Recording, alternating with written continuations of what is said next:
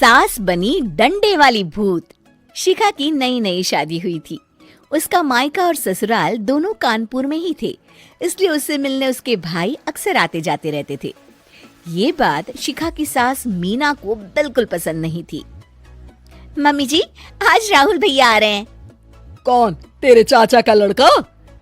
जी mummy जी। अरे पर वो तो दिल्ली में रहता है ना। हाँ मम्मी जी, उन्हें कल सुबह दिल्ली के लिए निकलना है, तो वो आज मुझसे मिलते हुए कल सुबह यहीं से निकल जाएंगे।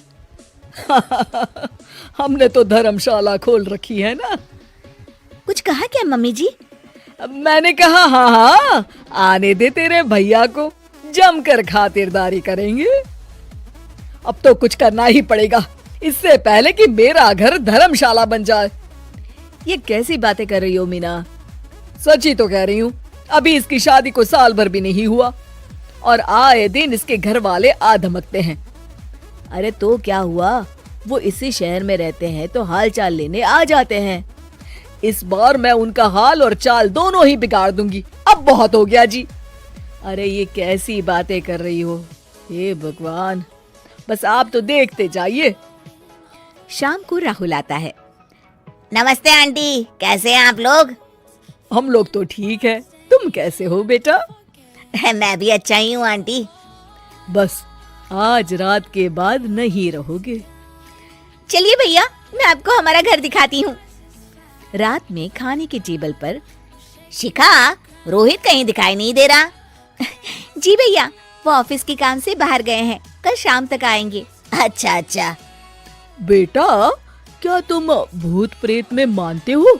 नहीं नहीं आंटी जी, पर अचानक आपको ये ख्याल कहाँ से आ गया?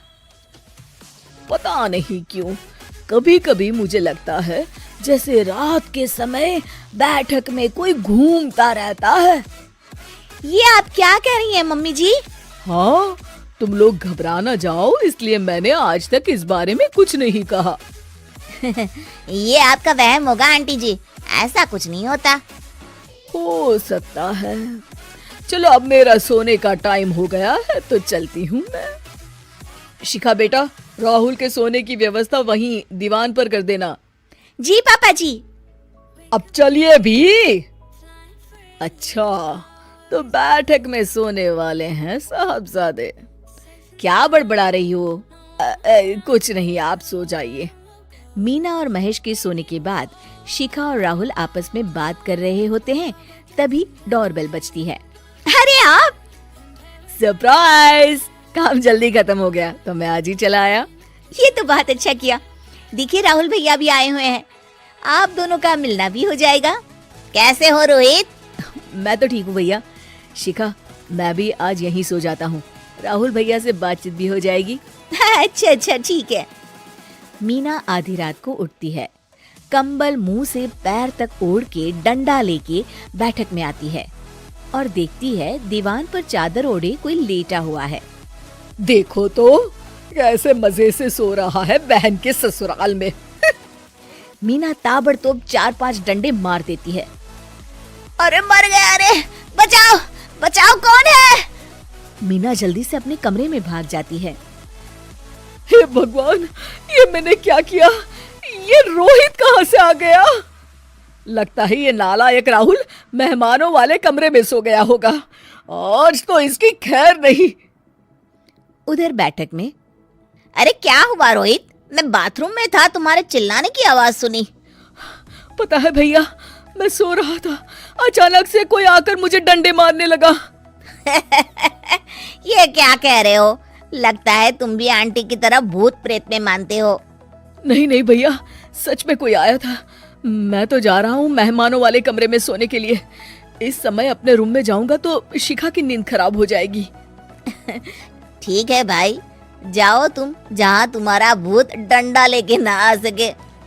थोड़ी देर बाद मीना कंबल ओढ़ के डंडा लेकर मेहमानों वाले कमरे में पहुंच जाती है। वो बिस्तर पर सोए रोहित को फिर डंडों से मारने लगती है। अरे मर गया, अरे मर गया। तू भूत प्रेत में नहीं मानता ना? ये ले, अब डंडे खा। हैं? ये तो माँ की आवाज है। रोहित कंबल खींच देता है। बेटा तू! अरे ये क्या कर रही हो माँ? मार मार के मेरा भरता बना दिया आपने। माफ कर दे मेरे लाल, मैंने तो तुझे ही मार मार कर लाल कर दिया। मैं तो उस राहुल के बच्चे को सबक सिखाना चाहती थी। राहुल भैया को? हाँ बेटा, मुझे लगा अगर उसे डंडे मारूंगी तो शिखा के मायके वाले यहाँ आना छोड़ देंगे। हे भगवान, माँ ये घर शिखा का भी है, उसके घर वाले जब चाहे आ सकते हैं। हाँ बेटा, आज मुझे भगवान का इशारा समझ में आ गया।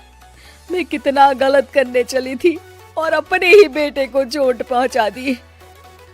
अब चुपचाप जाके सो जाओ माँ, और किसी को कुछ बताने की जरूरत भी नहीं है।